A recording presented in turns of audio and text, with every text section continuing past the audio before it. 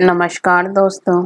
आज मैं शनिदेव व्रत कथा लेकर के आई हूँ। कथा को अंत तक जरूर सुनिएगा। एक बार सभी 9 ग्रहों सूर्य, चंद्र, मंगल, बुध, बृहस्पति, शुक्र, शनि, राहु और केतु में बहस हो गई। कौन सबसे बड़ा है? आपस में लड़ने के बाद सभी देवराज इंद्र के पास पहुंच गए। इंद्र असमंजस की स्थिति में निर्णय नहीं दे पाए, परंतु उन्होंने सभी ग्रहों को सुझाव दिया कि पृथ्वी पर राजा विक्रमादित्य ही इसका फैसला कर सकते हैं, क्योंकि वो बहुत ही न्यायप्रिय राजा हैं। सभी पृथ्वी पर राजा विक्रमादित्य के पास गए और अपने आने का कारण बताया। राजा उनकी समस्या को सुनकर बहुत परेशान हो गए। उनका चिंतित होना लाजिमी था, क्योंकि जिसको भी किसी से छोटा बताया तो वही गुस्सा कर जाएगा। राजा के काफी सोच विचार के बाद उन्हें एक उपाय सूझा। उन्होंने स्वर्ण, रजत, कांस्य, पीतल, सीसा, रांगा, जस्ता, अभ्रक और लोहे से 9 सिंहासन का निर्माण करवाया। उन्हें उपयुक्त क्रम में रख दिया गया। सबसे निवेदन किया गया कि कर्मानुसार सिंहासन पर आसन ग्रहण करें। शर्त रखा गया कि जो सबसे अंतिम में सिंहासन पर आसन ग्रहण करेगा वही सबसे छोटा माना जाएगा, जिसकी वजह से शनिदेव सबसे बाद में आसन प्राप्त कर सके और सबसे छोटे कहलाए। क्रोध के आवेश में आकर शनिदेव ने सोचा कि राजा ने यह सब जानकर पूछ कर किया है। कुपित होकर राजा से कहा कि राजा, तू मुझे नहीं जानता। सूर्य एक राशि में 1 महीना, चंद्रमा 2.25 महीने 2 दिन, मंगल 1.5 महीना, बृहस्पति 13 महीने, बुध और शुक्र 1-1 महीने विचरण करते हैं, लेकिन मैं 2.5 से 7.5 साल तक रहता हूँ। मैंने बड़े बड़े का विनाश किया है। श्री राम की 7.5 आने पर उन्हें जंगल जंगल भटकना पड़ा और रावण के आने पर लंका को बंदरों की सेना से परास्त होना पड़ा। क्रोधित शनिदेव ने राजा से कहा कि अब आपको सावधान रहने की जरूरत है। इतना कहकर शनिदेव कुपित अवस्था में वहां से चले गए। समय गुजरता गया और कालचक्र का पहिया घूमते हुए राजा की 7.5 आ ही गई। तब शनिदेव घोड़ों का सौदागर बनकर राजा के राज्य में गए। उनके साथ अच्छे नस्ल के बहुत सारे घोड़े थे।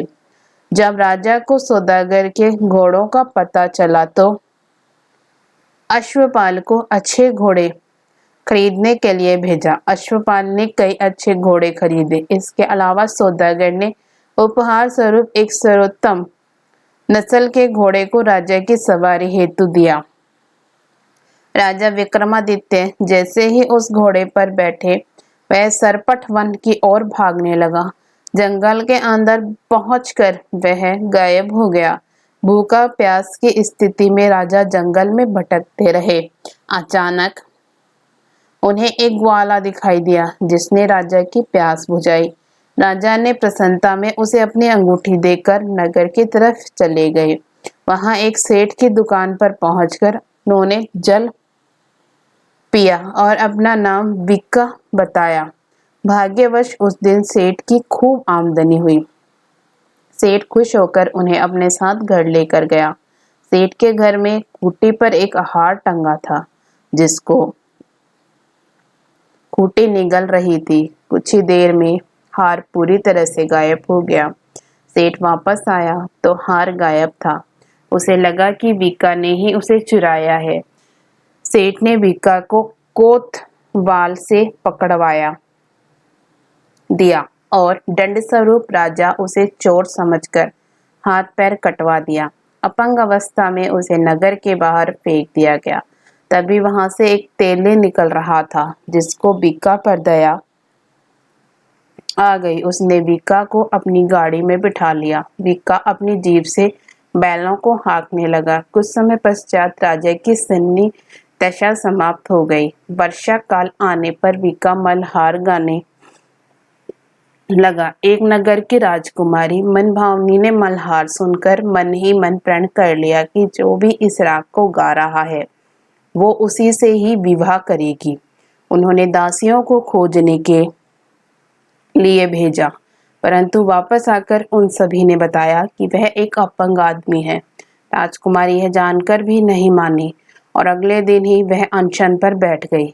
जब लाख समझाने पर राजकुमारी नहीं मानी, तब राजा ने उस तेली को बुलवा भेजा और विका से विवाह की तैयारी करने के लिए कहा गया।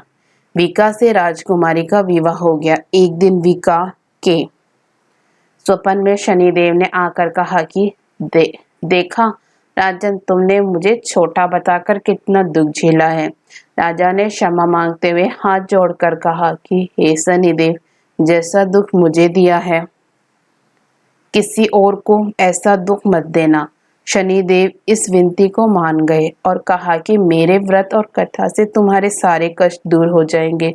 जो भी नित्य मेरा ध्यान करेगा और चींटियों को आटा डालेगा, उसकी सारी मनोकामना पूर्ण हो जाएगी। शनिदेव ने राजा को हाथ पैर भी वापस दिए। दूसरे दिन जब सुबह राजकुमारी की आंख खुली तो वह आश्चर्यचकित हो गई। विका ने मनभावनी को बताया कि वह उज्जैन का राजा विक्रमादित्य है। मनभावनी खुशी से फूले नहीं समा रही थी। राजा और नगरवासी सभी अत्यंत प्रसन्न हुए। सेठ ने जब यह सुना तो वह पैरों पर गिरकर क्षमा मांगने लगा। राजा ने कहा कि यह सब शनिदेव के कोप का प्रभाव था और इसमें किसी का कोई दोष नहीं है। सेठ ने निवेदन करते हुए कहा कि मुझे शांति तभी मिलेगी जब आप मेरे घर चलकर भोजन करेंगे। सेठ ने कई प्रकार के व्यंजनों से राजा का सत्कार किया। जब राजा भोजन कर रहे थे तभी जो खूंटी हार निगल गई थी वही अब उसे उगल रही थी। सेठ ने अनेक मोहरे देकर राजा का धन्यवाद किया और अपनी कन्या श्रीकंवरी से पाणी ग्रहण का निवेदन किया। राजा ने सहर्ष स्वीकार कर लिया। राजा अपनी दोनों रानियों मनभावनी और श्रीकंवरी को लेकर उज्जैन नगरी लौट आए। सारे नगर में दीपमाला और खुशी मनाई। राजा ने घोषणा करते हुए कहा कि मैंने शनिदेव को सबसे छोटा बताया था, लेकिन असल में वही सर्वोपरि हैं।